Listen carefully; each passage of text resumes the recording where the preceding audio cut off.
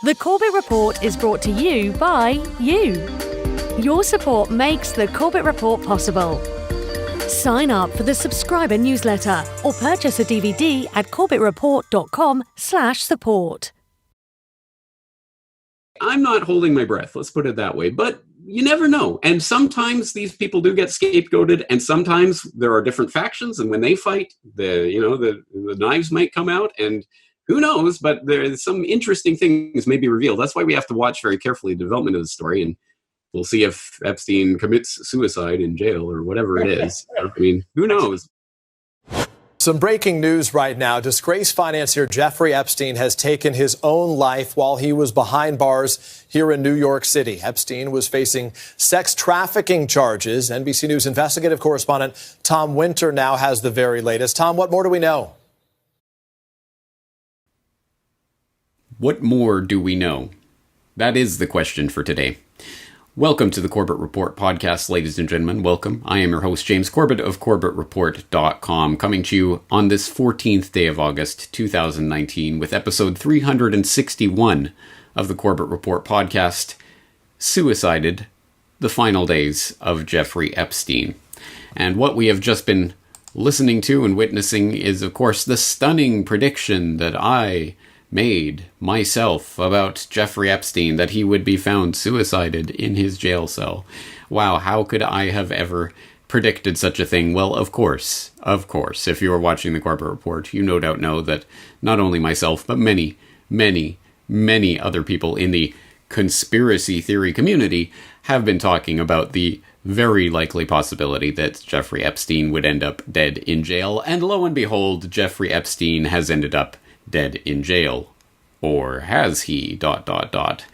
So, this is obviously going to be an exploration of the questions about what we know and what we don't know about the death or presumed death of Jeffrey Epstein by apparent suicide, as it is being reported. And there are a few caveats and things to get out of the way before we begin this exploration. First and foremost, I want to put a special thank you to each and every member of the CorbettReport.com community who contributed to my recent request for an open source investigation into this incident.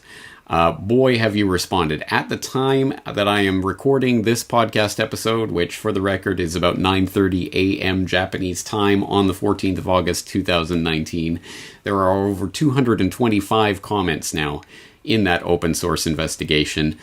Literally hundreds of links and analysis and all sorts of things relating to Epstein and his death. So honestly, my heartfelt thanks to everyone in that Corbett Report community who not only makes this website literally possible with your support as little as $1 a month, but who also helps to collate, collect, analyze, and keep for posterity these various different pieces of the Epstein puzzle. It is extremely important, and your participation in that thread has been greatly valuable and greatly appreciated. It is an honor and a privilege to be doing this work for the members of the Corbett Report community and with the members of the Corbett Report community. It is something to behold. So thank you very much for that participation. Secondly, although the title of this podcast episode does contain the word suicided, I want to stress, not that it needs to be stressed, but just for the record, I want to stress this is, of course, not an episode of the Requiem for the Suicided series, which tends to be a lionization of the subject of each episode of that series. If you're not familiar with it, please go to my Requiem for the Suicided series, where we've talked about people who have blown the whistle or threatened to leak important information in the past and have found themselves dying of suicide, in quotation marks. Although there is generally reason in the cases that I have highlighted to believe that it was not suicide, it was in fact murder, hence the term suicided. But as I say, those Requiem for the Suicided episodes tend to be a lionization of the person who was trying to convey important information to the public. Obviously, that is not the case in today's episode. There is no lionization of Jeffrey Epstein, intended or implied, as you all know. But again, I just want that to be absolutely clear. This is an autopsy, if you will forgive the pun, or the metaphor at any rate, of the death of Jeffrey Epstein, of the events surrounding that death. That is what it is about. It is not obviously intended to say that Jeffrey Epstein was some great whistleblower who was going to bring the whole house down and needs to be lionized or venerated in any way for his participation in the despicable acts that he has been associated with. Now, thirdly, to stress, this podcast episode is specifically an exploration of Jeffrey Epstein's death. As I stated specifically in my video the other day asking for help with this investigation, this is specifically about Epstein's death. It's not about the bigger Epstein picture and who his associations and what intelligence op was being run and all of that. That's a much bigger story, and one that I know a lot of people are digging up important information about. Once again, if you have not looked through those 225 plus comments in that open source investigation on CorbettReport.com, I suggest you do so, because there is a lot of information, a lot of links to very valuable information surrounding this case. That might be a good starting point. The next place you would want to go is to episode 304 of the Corbett Report podcast, Political Pedophilia, where I did talk about the Epstein case at that time, back in, I believe, 2015, so 4 years ago. And if you type Epstein into the search bar of CorbettReport.com, you will see the many, many different videos and interviews and podcasts that I have done on this subject over the past several years. So that would be a good starting point for an exploration of the bigger picture of Epstein. There is much more to say about that as information continues to come out. I would also direct you to places like theconsciousresistance.com, where obviously Derek Brose, previous CorbettReport.com guest, has been doing good work on the Epstein case for years. And more recently to the InfoWarrior YouTube channel of Jason Burmis, where he has been really doing document deep dives and thorough analysis on a daily basis, several videos a day about this case. So definitely worth checking out those sources. And there are many, many more sources, as I say, in that open source investigation, if you need to get up to speed on Epstein, the bigger case. But as I say, this is specifically about Jeffrey Epstein's final days, his death, or whatever happened there at the Metropolitan Correction Center in Lower Manhattan, and what we know and what we don't know, and what we know that we don't know, and what we don't know that we don't know, and all of that. Now, the final caveat to this exploration is this is, of course, by necessity, incomplete and tenuous. This is obviously a breaking and developing story, but whenever you cover breaking news stories, you have to find that line where, okay, we have to present something, even though obviously this is not the full story and there will be more information coming out. So obviously, again, the big shining caveat here, this is being recorded 9:30 a.m. Japanese time on August 14th, 2019. I've done my level best to be as up to date on this story at this moment in time as I can be. But there will obviously be developments and new information coming out, even probably between the time I record this and the time that you're listening to it, let alone days, weeks, months, or years down the road. So obviously this is just a snapshot, but it is a snapshot of what we know at this moment.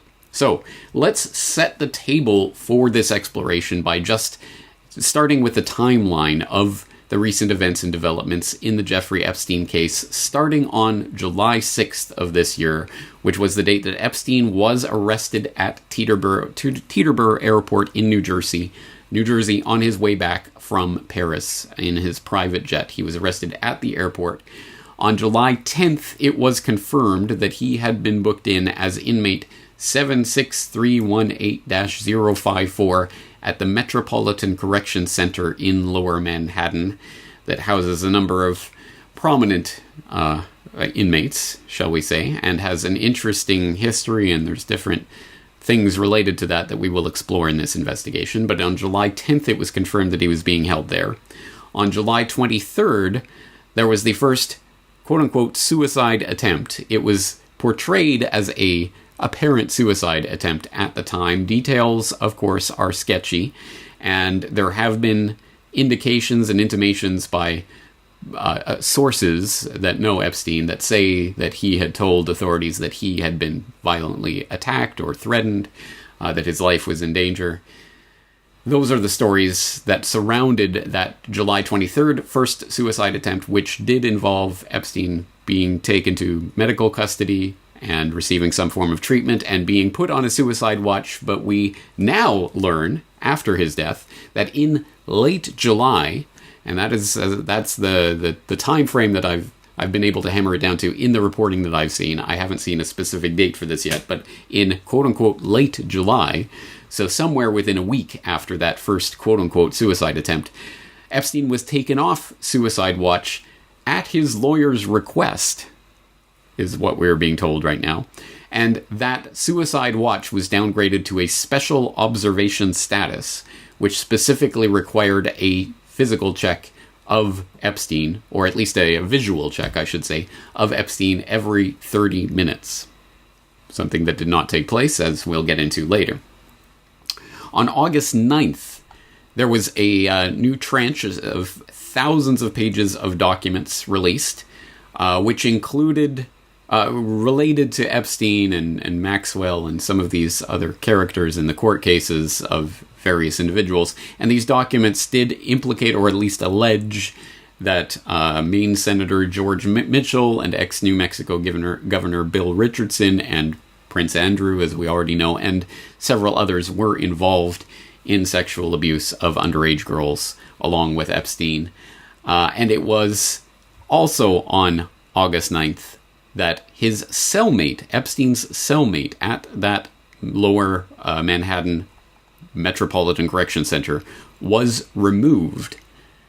And Epstein was not being monitored as required. Again, this has come out in the days since whatever happened on August 10th, that on August 9th, his cellmate was removed. And he was not being checked. On August 10th, of course, as you know by now, Jeffrey Epstein was, quote-unquote, found dead, quote-unquote, by a bedsheet hanging, is the word that we are receiving now. Again, all or very much of this information comes from various sources that are talking to various outlets like the New York Post.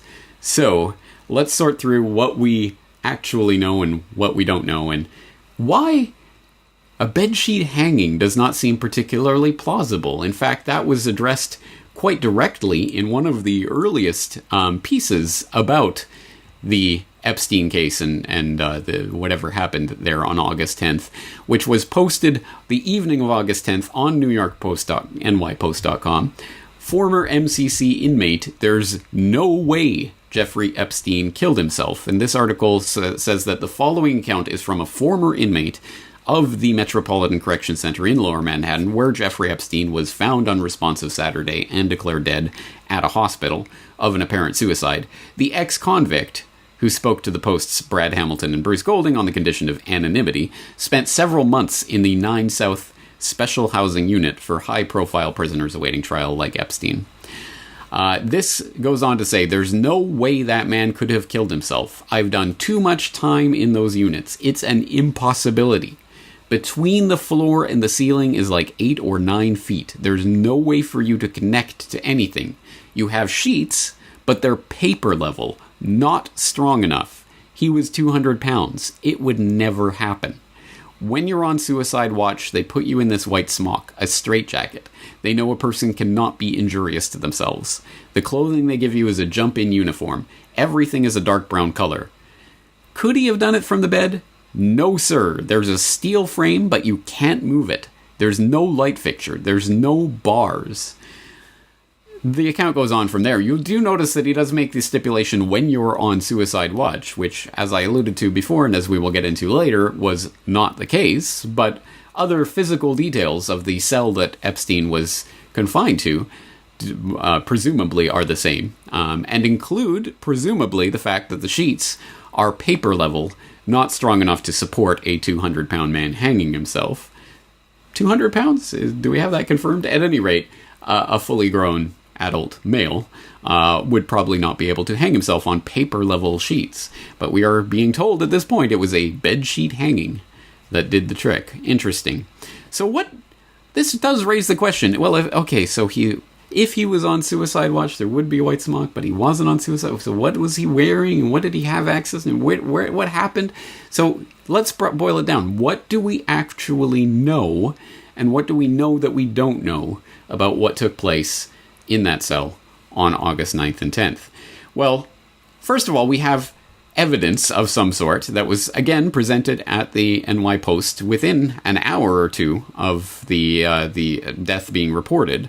And this is not any particular endorsement of the New York Post. It's just that as a New York paper that's been covering this closely, it has been the source of a lot of information that's come out, including photos show Jeffrey Epstein as he's wheeled into downtown hospital. And this story starts by noting paramedics frantically tried to revive convicted sex offender Jeffrey Epstein early Saturday morning after he was found unresponsive in his cell in downtown Manhattan. Exclusive photos shot by the Post reveal. The 66-year-old disgraced financier hanged himself in his cell, blah, blah, blah. A call was placed to first responders around 6:30 a.m.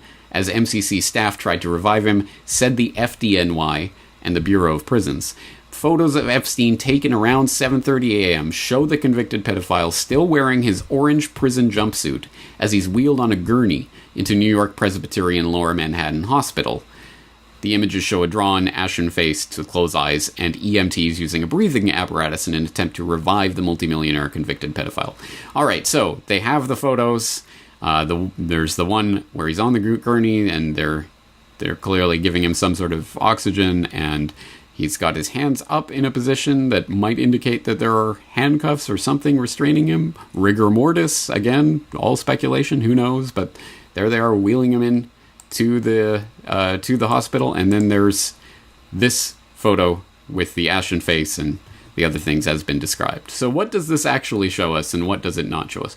Well, first of all, I've seen there's been people speculating that this is not the hospital. This isn't a hospital. Look, I mean, they didn't even stage it very well. First of all, this is FDNY, and there's FDNY gurneys, and this is the wrong doors, and this isn't a hospital staging area, and blah, blah, blah, which I find particularly baffling because it really took it takes about 15 seconds to determine that this is indeed New York Presbyterian Lower Manhattan Hospital. Let's do it together so that you know exactly how to do this, because it really does take about 15 seconds. You copy and paste that into the Google Maps. You take the little man and drag him here. If you're listening to the audio version of this podcast, we are on Google Maps now, and we're taking a virtual stroll around the hospital looking for that entrance. Oh, there's the emergency where the ambulances are, and let's see if we can just get in front of there. No, we can't see it there. And let's go a little bit further. There we go. And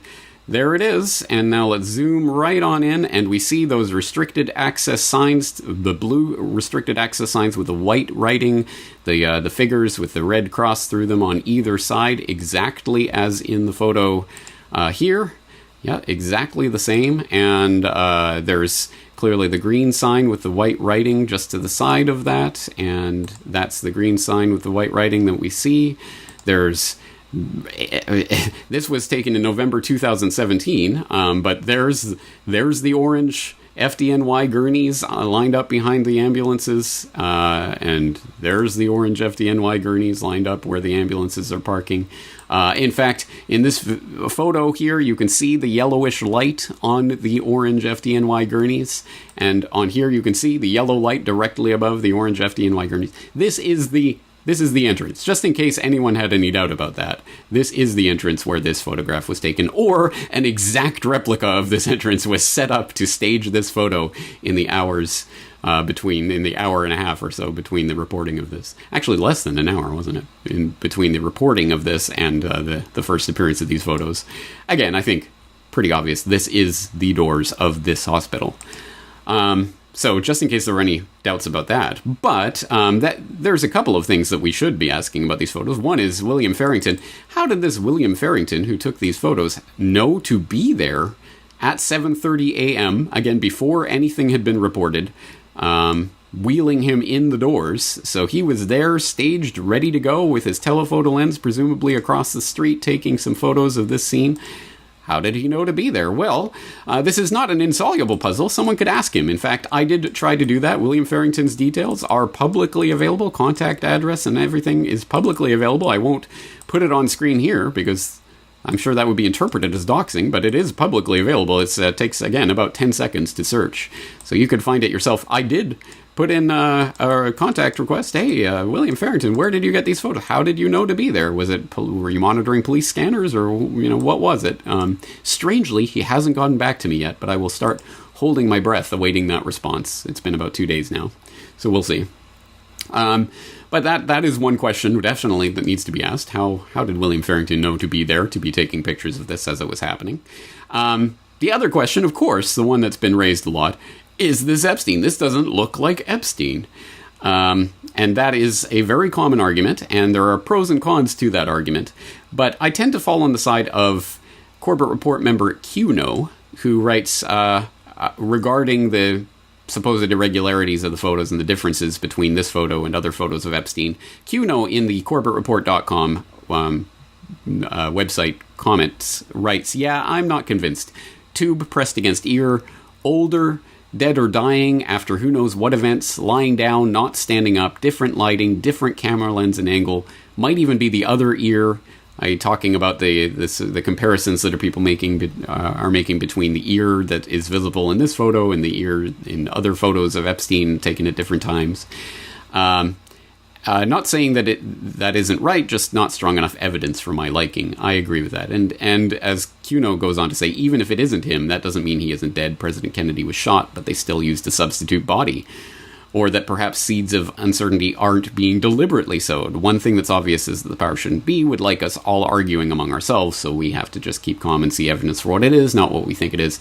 I think that's all well taken on board, and I tend to agree. I know a lot of people tend to just inherently believe that they are forensic experts and know about cartilage and what it is supposed to look like in different circumstances. And it's one of those things. It's done in Kruger in action. People do not know what they don't know, so they tend to overestimate their abilities in various fields, including, as I have had cause to demonstrate on the podcast here not just a couple of months ago, and will reiterate here, the incredible differences that people can see in shape and size of faces and looks based on camera lens and lighting and focal length and zoom, and all of those things can make someone look like literally a different human being depending on the way photographs are taken, which if you were not a photographer you would not even suspect was possible. Also, as Philippe Sadi writes in the comment section of CorbettReport.com, he writes, "I think the reason for the ear shape and possibly the nose not matching up to previous pictures of Epstein is due to head trauma. If you got struck in the ear, it can cause the layers of the ear to separate and fill with fluid, causing immense swelling, sometimes so severe it requires draining by a doctor. You see this often in combat sports like boxing, wrestling, MMA, etc., where the athletes regularly take impacts to the head and over time lead to permanent deformation, aka cauliflower ear," and he provides a link to an example of that, not for the squeamish, as he notes, but worth checking out. Again, yes, if there was blunt force trauma to the head of some sort, that could definitely cause swelling and then drainage and then other things going on that, unless you're a forensic pathologist, you probably are not able to evaluate to any reliable degree, and people overestimate their sleuthing abilities. And I say this advisedly because about a decade ago there was a deranged person going around calling everyone in the alternative media an actor, and everyone was an actor playing someone else. And I got accused of this, and many other people got accused of this. And of course it's because they could tell because of ear analysis. Look at the ear.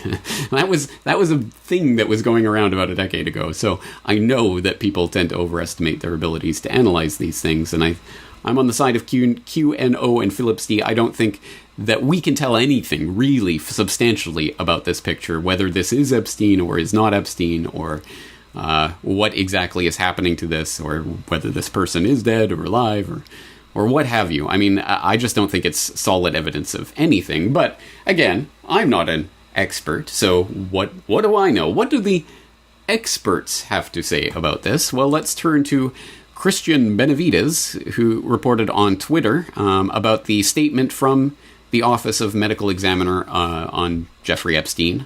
This was from the day after, 11th of August, where it says, "Today, a medical examiner performed the autopsy of Jeffrey Epstein. The ME's, the medical examiner's determination, is pending further information at this time. At the request of those representing the decedent, and with the awareness of the federal prosecutor, I allowed a private pathologist, Dr. Michael Baden, to observe the autopsy examination.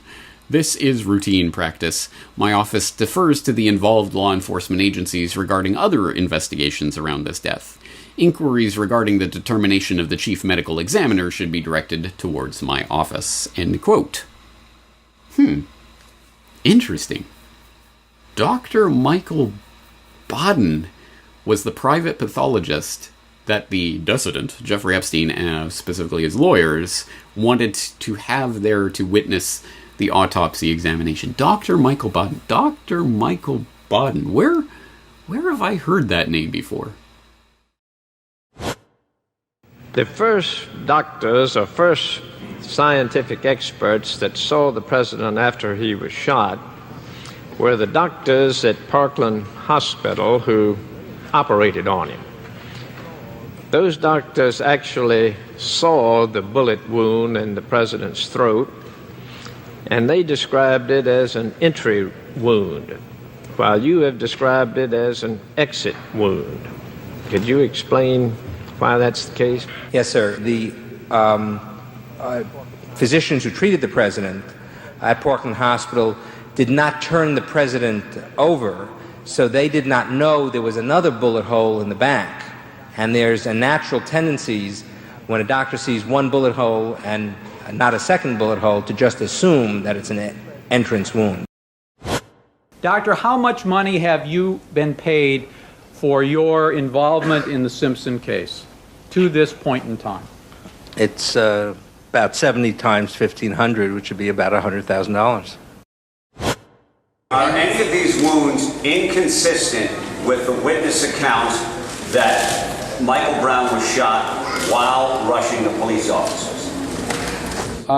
There could be consistent with his going forward or going backward, but they're for the front, and if he was shot going forward, he would collapse right away. Yes, that Dr. Michael Baden, aka the autopsy pathologist specialist who has never seen a camera he doesn't like, as evidenced by his own TV show, let alone his many, many cases of involvement with celebrity deaths, from the O.J. Simpson case to the JFK case to Eric Garner to all of these high-profile cases that have taken place in recent years, including, as Octium notes in the comment section of our open source investigation at CorbettReport.com, Baden was also involved with the Nelson Rockefeller death in 1979, and he's going on tape number 2 from Mae Brussels' World Watchers show, 2nd of May 1979. Again, craziness. I'm not even sure exactly what to make for it, other than that Baden seems to be a pathologist for hire, shall we say, and who will apparently spin things any way that his clients want. In what way would the clients of Epstein want this autopsy swung? I mean, I'm not even sure how that plays out exactly. Make of it what you will. There's some talk of it in that open source investigation, lots of mention of this online, so I'll let you delve into that if you're interested. There are some other weird connections with Nelson Rockefeller and Baden and the people that they were hanging out with in the 70s and things. So I'm sure there's a whole deep rabbit hole there, but at any rate, he was there to witness the autopsy, and there has been much made of the fact that the autopsy is being delayed for pending further information. What further information could they possibly need? Either he's strangled to death or not. I mean, there's not a whole lot of determination that needs to be made. Were there substances in his system? That kind of thing, I suppose, could be pending. But, well, I mean, let's turn to a source like nymag.com, what we know about Jeffrey Epstein's autopsy, which, of course, notes Barbara Sampson, the chief medical examiner of New York City, announced Sunday evening that she'd completed the autopsy. Declined, however, to make any conclusions, saying in a statement that her determination is pending further information. The results of Epstein's autopsy are highly anticipated in the aftermath of his apparent suicide early Saturday, which has launched many conspiracy theories and resulted in calls for investigation into the Manhattan prison where he was held. According to the New York Times, though, Sampson is confident the cause of death is suicide by hanging. I mean, that's really the punchline here. Does anyone expect that the autopsy is going to come back differently? I mean, it would be very interesting if it did, but color me shocked if it does come back by anything other than he died by hanging. I mean, I'm assuming that's where this is going, and she's already confident that that is the cause of death, and that would, of course, put to rest those crazy conspiracy theories, right, New York Mag? So, there you go. I mean, that's where things are. Again, as I'm recording this on the 14th of August, again, I'm sure there will be some announcement on that in the coming days. So let's turn to anything else that we can get. I mean, is there any evidence that this was Epstein that really did die, or that he didn't die, or what? Make of it what you will. Who knows, right? Well, let's turn to a bizarre piece of this puzzle. It comes, of course, from 4chan. Yes, 4chan.org, where on the poll message board, somebody posted at 8:16:36 a.m., 8:16 in the morning, i.e. about 40 minutes before it was announced to the public that Epstein was dead, someone started a thread, Jeffrey Epstein dead. And this person, this anon, writes, "Don't ask me how I know, but Epstein died an hour ago from hanging, cardiac arrest. Screen cap this."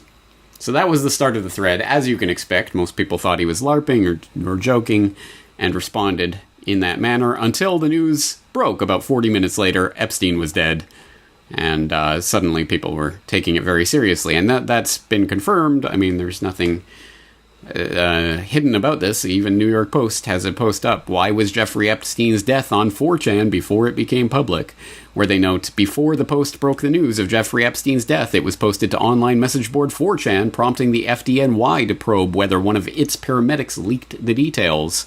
The user made a series of 6 posts beginning at 8:16 a.m. Saturday, around 40 minutes before news of the convicted pedophile's death broke. It says the messages include unconfirmed details about the aid first responders rendered, PT transported to Lower Manhattan ER and worked for 20 minutes and called, said one message posted at 8:47 a.m. Saturday. Other 4chan users were quick to question the source of the information, and then without revealing the source, the leaker denied the post was bogus. Let's just say, I know, don't need a glowy coming to my crib. Talking about glow posting. The FDNY reviewed the alleged information and determined it did not come from the department, said FDNY Deputy Press Secretary Miles Miller in a statement. And then they're talking about paramedics and whether it was someone at the hospital and blah, blah, blah.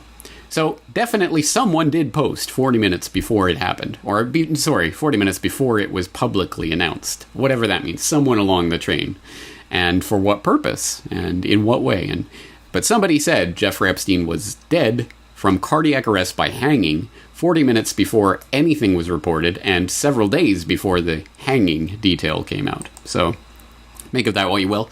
Later on in the thread is the infamous post that many people in the independent media are talking about, where someone with the ID Swam8WIF wrote, "Not saying anything after this, please do not try to dox me, but last night after 04:15 count, they took him medical in a wheelchair, front cuffed, but not one triage nurse says they spoke to him. Next thing we know, a trip van shows up, ? We do not do releases on the weekends unless a judge orders it. Next thing we know, he's put in a single-man cell and hangs himself, ? Here's the thing, the trip van did not sign in, and we did not record the number plate, and a guy in a green, the plate number, and a guy in a green dress, military outfit was in the back of the van, according to the tower guy who let him through the gate. You guys, I am shaking right now, but I think they switched him out. I am shaking right now." And much has been made of this, and much has been rested on this. Well, here it is, an insider blowing the whistle. He was switched out. Again, from an anonymous 4chan post. Now, a lot of emphasis has been placed on that, but not so much of a couple of comments later on in the thread, albeit by different IDs, but by some anon saying, "You guys, I thought this was a joke thread. I made all this up. I'm sorry for the BS info. I thought OP was full of stuff, and I'm bored at work, so I typed this out for the Keck responses. He really is dead. Just saw on CNN. Mods, please delete my first post. I don't want to be part of a false narrative. I do not work for any NY prison or law enforcement." And later on, another post, "Nope, not a word of it is true. I'm 1,000 miles away from New York. Just having some Keck before I knew Jeffrey Epstein really was dead, and this thread would be archived and gone over with a fine-tooth comb by intelligence agencies.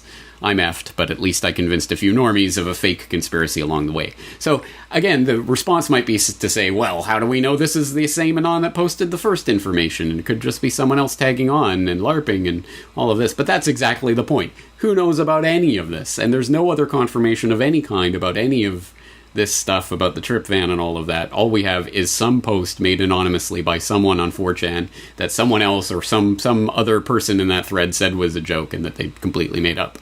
What do you make of that? I make absolutely nothing of that. That's not evidence of anything. Or I mean, it could be true, certainly, but I don't put any weight or on that type of evidence until there's another way to triangulate that information. Anything else that would give any sort of credence to that would be interesting, but I haven't seen it yet, so I don't put any stock whatsoever in that report at this point. So what else do we not know about what took place on August 10th? Well, we do know that there is no video of whatever happened in Epstein's cell that morning. This coming, again, the New York Post broke this on August 11th, where it said there's no surveillance video of the incident in which Jeffrey Epstein apparently hanged himself in a federal lockup in Lower Manhattan, law enforcement officials told the Post on Sunday, although there are cameras in the 9th South Wing where the convicted pedophile was being held at the Metropolitan Correction Center. They are trained on the areas outside the cells and not inside, according to sources familiar with the setup there. So that does leave open the possibility, well then, at the very least, then there is, or should be, a recording of his cell door in the hours and days preceding. So we would be able to see anyone who came in or went out or whatever happened at the door, at any rate, preceding whatever happened on August 10th. And there you go. If they switched him out, I mean, there would be video evidence of him being switched out. Although one would assume if this was some sort of big deep state military intel op to switch out a convict, they'd think about switching out the tape or what have you. But anyway, whatever it is, there's some sort of video or camera trained on the door, but nothing of the inside of the cell. So we'll never have a video of whatever, of him hanging himself or anything else.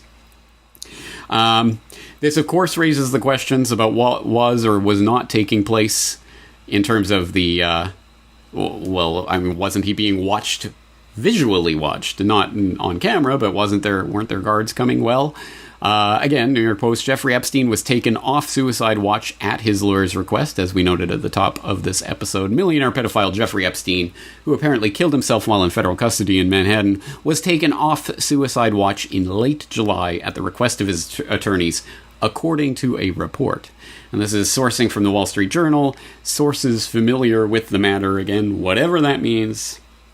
Take all this for what it's worth, but sources familiar with the matter are saying that his lawyers requested that he be taken off suicide watch, and thus he was not on suicide watch. He was not being constantly monitored. He was presumably not in the straitjacket type outfit that the other former MCC inmate was talking about in that article we read earlier, all the other usual precautions you would see on a suicide watch. So in the days after this, everyone was saying, well, on suicide watch, he wouldn't do this, he couldn't do that, this would happen, that would happen. Well, none of that apparently applies, because apparently he was secretly taken off suicide watch when nobody was looking.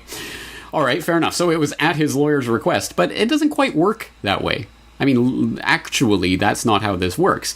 We can source this.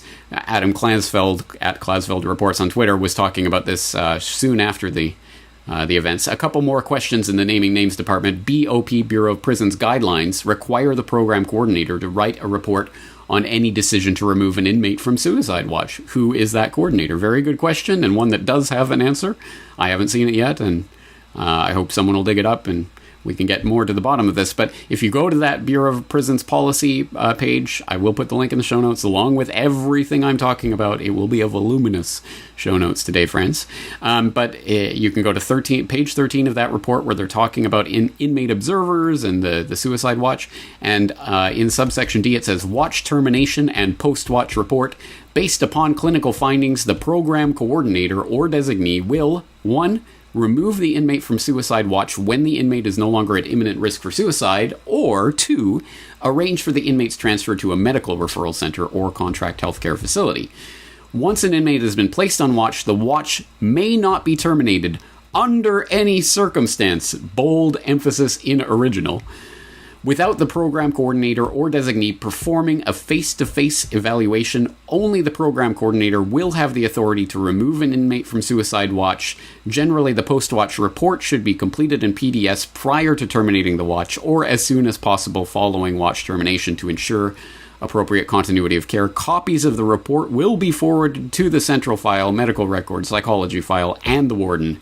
There should be a clear description of the resolution of the crisis and guidelines for follow-up care. So all of this according to the letter of the book and the law and the policy and what has to happen, there is a post-watch report that was signed off on by the coordinator of this program that details all of this and when it happened and how it happened and what the face-to-face evaluation and what the guidelines for follow-up care, the special observation status that he was placed on. All of that is in a report somewhere.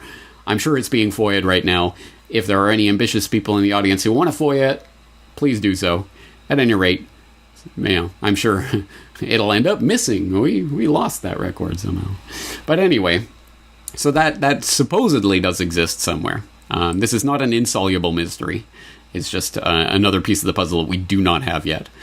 More details about the lack of watch of any kind, even the kind that was the special observation status kind, the check every 30 minutes that was supposed to be happening, has been widely reported. For example, the good old New York Times. Before jail suicide, Jeffrey Epstein was left alone and not closely monitored. The disclosures about apparent failures in Mr. Epstein's detention deepened the questions about his death. Oh, you don't say.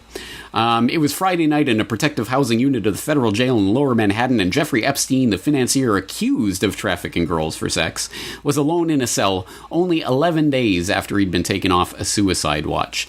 Just that morning, thousands of documents from a civil suit had been released, providing lurid accounts accusing Mr. Epstein of sexually abusing scores of girls. Mr. Epstein was supposed to have been checked by the 2 guards in the protective housing unit every 30 minutes, but that procedure was not followed that night, a law enforcement official with knowledge of his detention said. In addition, because he had tried to commit suicide 3 weeks earlier, he was supposed to have had another inmate in his cell, 3 officials said, but the jail had recently transferred his cellmate and allowed Mr. Epstein to be housed alone, a decision that also violated the jail's procedures, the 2 officials said. So please note, as with so many other big, important crimes that take place, in fact, almost every other one that we can think of big, high-profile crimes that take place, there are procedures that are not followed. There are things that are supposed to be done by the letter of the law. They are supposed to do this. This is supposed to happen. There's supposed to be records of this. There's supposed to be that.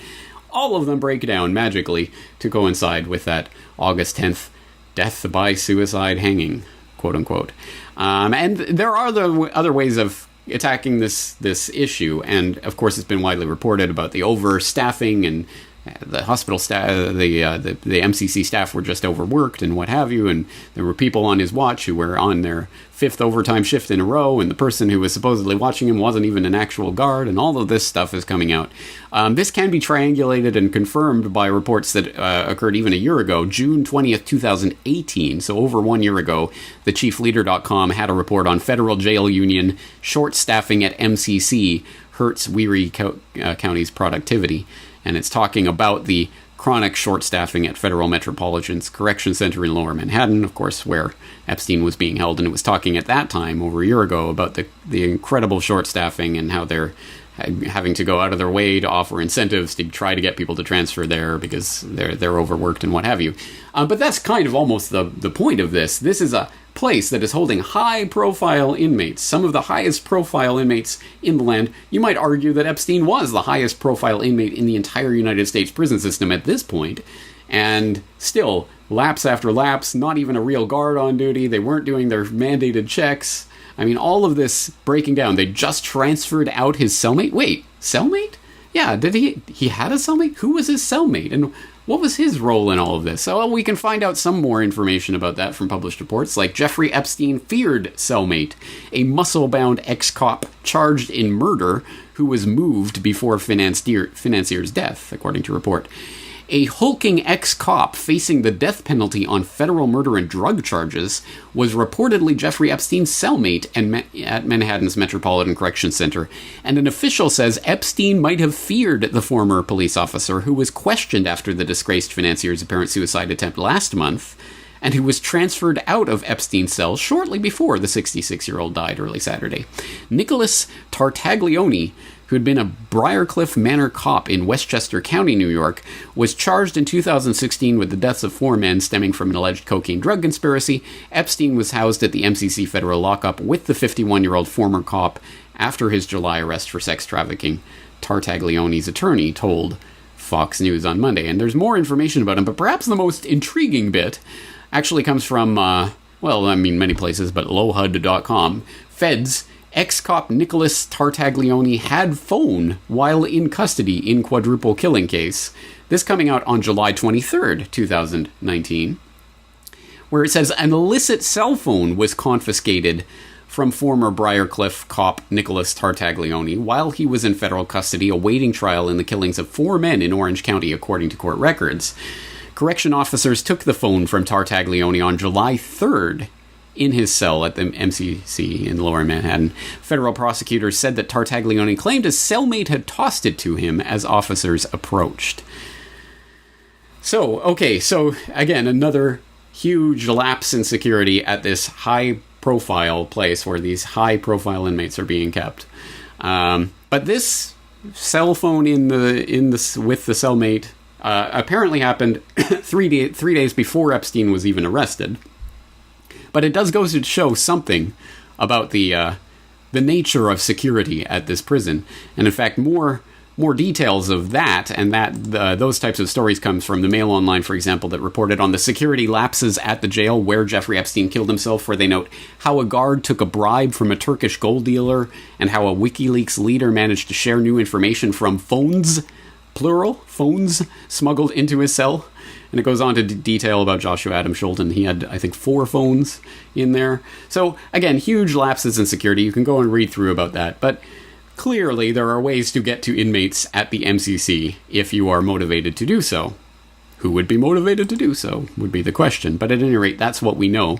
And but another interesting detail about this, sort of contrary to that, posted to the New York Post, suicide supposedly nearly impossible at ultra-secure Jeffrey Epstein lockup. Jeffrey Epstein's shocking death occurred at an ultra-secure federal lockup where suicide is supposedly next to impossible. And it goes on to say he'd been on suicide watch there, presumably without access to a belt or shoelaces and closely monitored by guards as a standard protocol, but was taken off the list. It says that he was removed as recently as Thursday, but others claimed it had been in place only for about a week. The suicide watch, that is.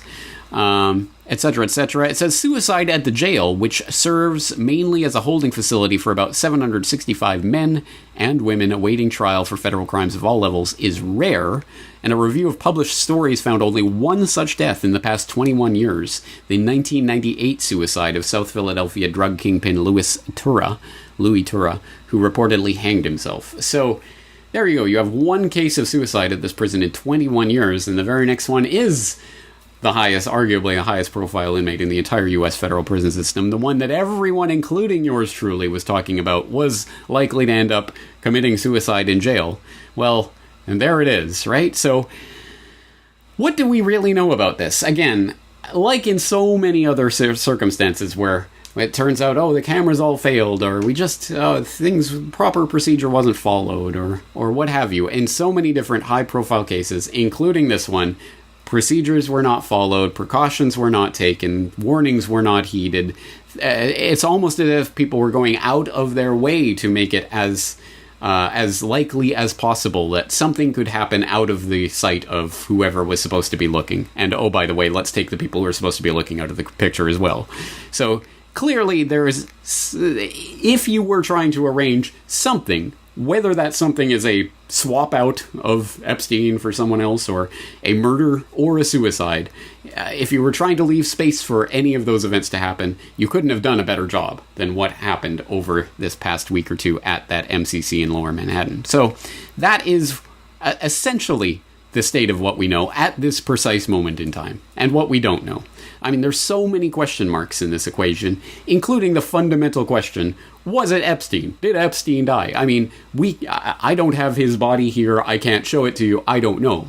It's certainly a possibility that he was swapped out, or it was someone else, or no one died, it was all staged. I don't know. I genuinely do not know. I also would point out that, generally speaking, in operations like this, I don't think they have any compunction whatsoever, the people involved in these types of operations, of killing someone who has information. I don't think this would be any different, except if you were going to be involved in an operation like this to kill someone who could testify and who obviously had information and records, and, as is now coming out, even bragged to random other journalists that he was talking to and other people that he had compromising information on politicians and things. He was blabbing his mouth in the last couple of years. If some of these reports that are coming out now are to be believed, well then, certainly there is ample reason for all sorts of people to want this person dead. But they would have to be extra careful that either there was no dead man switch or that you could cover up any sort of dead man switch. And interestingly, we see now there is an FBI raid on Pedophile Island, which was owned, of course, by Epstein and where he had his temple and all of that craziness going on. Now it's being raided. So after the death or whatever happened, and after all of this. So let's all hold our breath and wait for the FBI to present and display to the world all the evidence that they collect there and display it for the public to look at and evaluate. Oh, wait, I have a feeling, I just tend to have a feeling that the real evidence is being covered up there. And maybe that's part of this operation, whatever really went down there. If it was an operation, I mean, it could be a suicide. That is a possibility. I don't see how it's physically possible, but it is at least something that's one of the possibilities here. The point being that there is so much about this that we don't know, and there may be little bits and pieces that trickle down from all of this that will definitively point us in one direction or another with regards to did he die, did he not die, how did he die, all of that information. But again, I'm not necessarily holding my breath for it. We are at the bottom level of the information ladder, and we're getting whatever's falling down on our heads from above. So there's lots of room for gatekeepers between us and the information itself, and one would expect those to be implemented. So this is the unsatisfying conclusion of this part of our exploration. What do we really know? The answer is not that much. I've just laid out what we know and what we don't know, but it leaves us not having any fundamental clue of what really, really took place in that cell on August 10th, 2019. But perhaps that isn't the point. Perhaps that is not the point of whatever has taken place in the last few days. And if that isn't the point, what is the point? Well, one thing that we can, I think, pretty definitively conclude right now is that whatever happened or didn't happen, the Jeffrey Epstein character in this whole story, which is a much bigger story that involves blackmail and intelligence operations and all of these connections, the Jeffrey Epstein character in that story has been written out. He has been retired. One way or another, we will never hear Jeffrey Epstein again. He will never pop up. Unless, of course, the people speculating, oh, he's been staged, the good guys in the deep state helped stage his death so he could go to some place to testify against everyone. Yeah, holding my breath for that. But assuming that's not the case, I'm pretty sure Jeffrey Epstein has been written out of this story. His character has been retired in a much similar manner to the Osama bin Laden character being written out in May 2011. According to you and another number of analysts, bin Laden has been dead for quite some time already. If that were true, why would the U.S. wait till now to announce his death? Well, first, let me correct you. I'm not in New York. I'm actually in Japan. But it's not my contention that Osama bin Laden definitively has been dead for some time, but that his death has been announced a number of times at any rate, and I don't see why we should take this pronouncement any more seriously than any of the previous pronouncements, especially considering the complete and utter lack of evidence that has so far been produced to show that Osama bin Laden or anyone resembling that description was actually killed yesterday. But I think it's important to understand the announcement that occurred yesterday not through the lens of the announcement of the death of some terrorist mastermind so much as the retirement party for a known CIA asset along the lines of Lee Harvey Oswald back in November 1963. All right, obviously those were my comments in the hours after it was being reported that Osama bin Laden had been killed and his body thrown in the ocean before anyone could see it. That was my initial response to that, and that's essentially my initial response to this Epstein case. At any rate, this intelligence operative of one sort or another has been written out of the picture. He has been retired, one way or another, whenever and however that has happened, and whether or not he's been given a secret life on a hidden island somewhere, whatever it is, I'm sure we'll never see him again. So the point is, the real point of this investigation is, okay, so what? So what now? What does this mean? In terms of the specific court ongoing criminal charges and all of that, and then in the bigger picture of the overall Epstein investigation. Well, let's tackle these questions. The first one, there are some interesting and conflicting things that are being thrown around right now. One, for example, at Klassfeld Reports on Twitter, reporting, first reaction, there should be hearings to how this was allowed to happen to a key witness in an investigation involving global sex trafficking conspiracy. Second reaction, a former federal prosecutor informs me about this second-order effect in terms of legal procedure. Background, an important note after Epstein's death. No one else will have standing to challenge the search warrant on his house.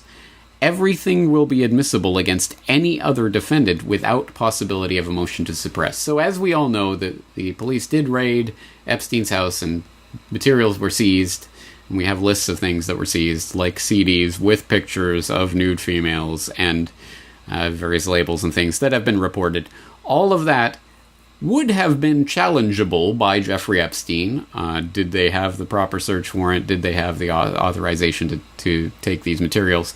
That can't be challenged by anyone else. So if there's anyone else who is implicated in those materials, that material supposedly now is fair game for use in prosecution of other people. So again, assuming that the prosecutors are inclined to actually prosecute people for what's going on here, this is apparently one legal thing on the side of the good guys, should the good guys be interested in that.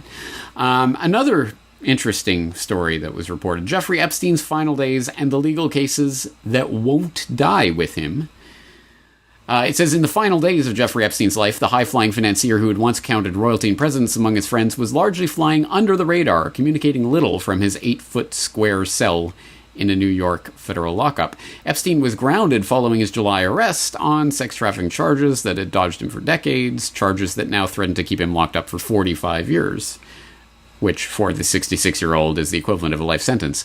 He mostly kept to himself, federal source, blah, blah, blah. He was polite, didn't say much. And then, suicide, death, blah, blah, blah. With regard to the criminal case, our law presumes him innocent, said David Katz, a former assistant U.S. attorney in Los Angeles.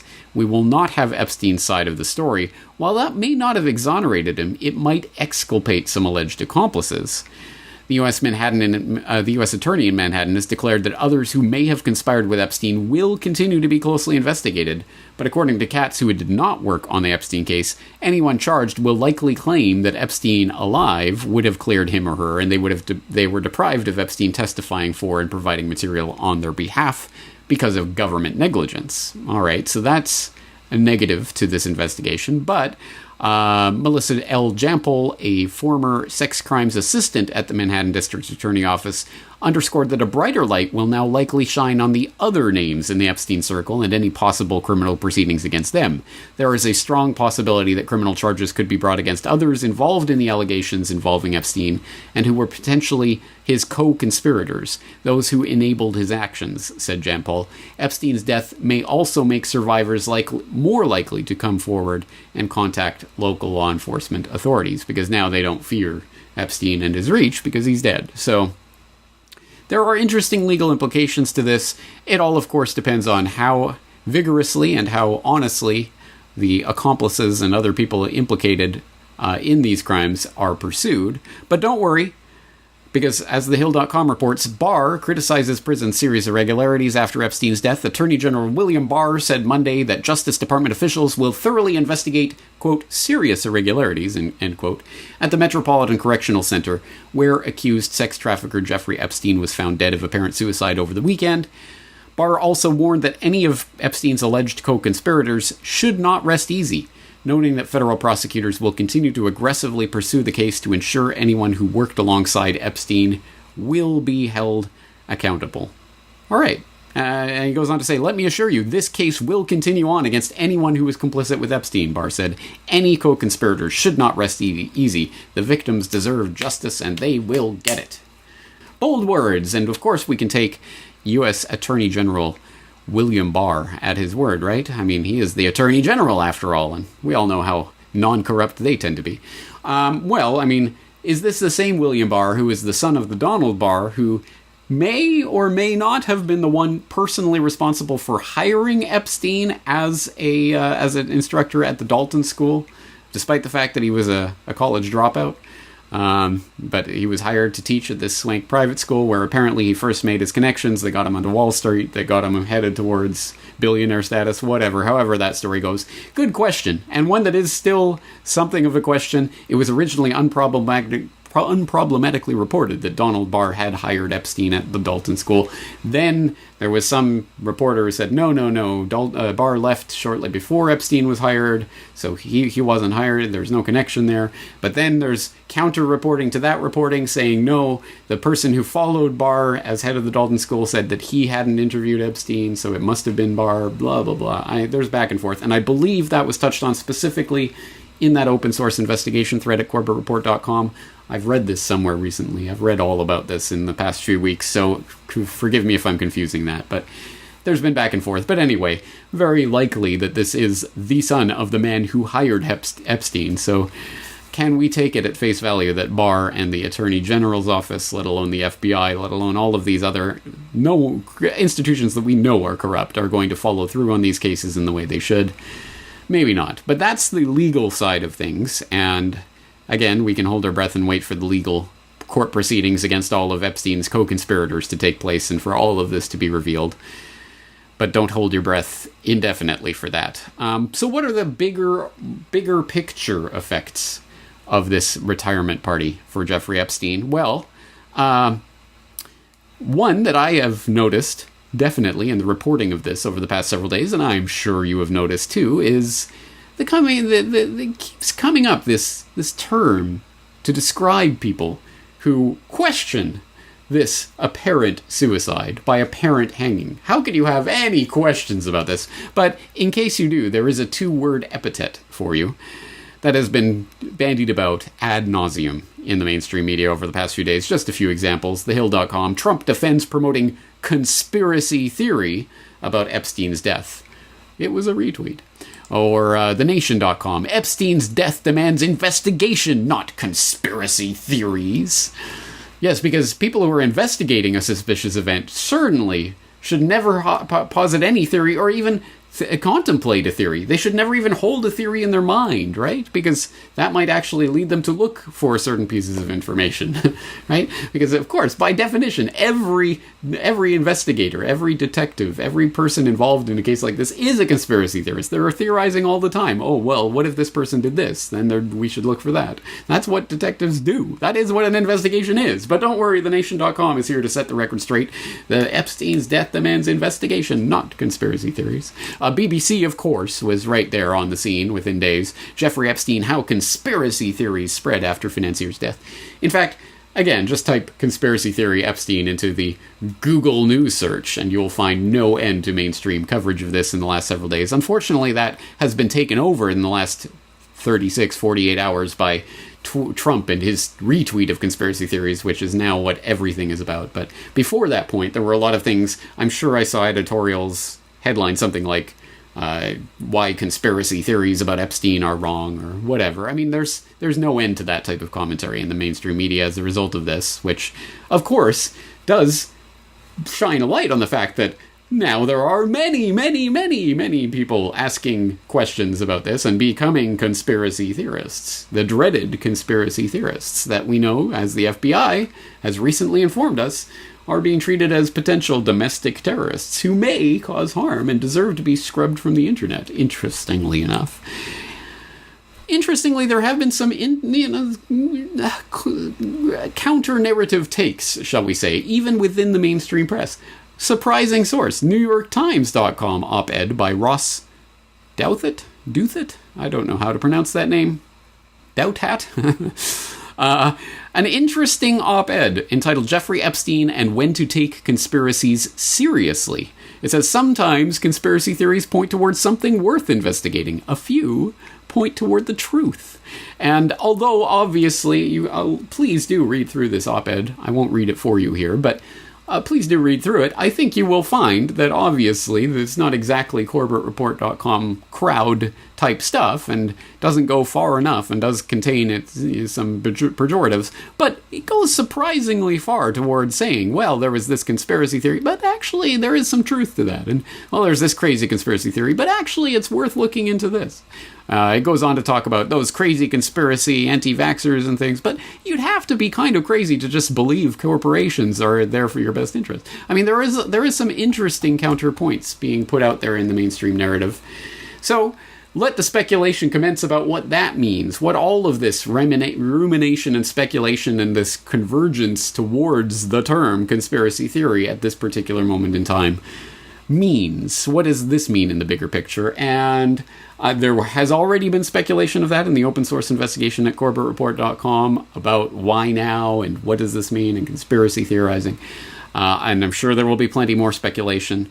At a certain point, this speculation about why now and what does this term mean and what are they trying to set us up into becomes the snake eating its own tail to essentially get us into paralysis.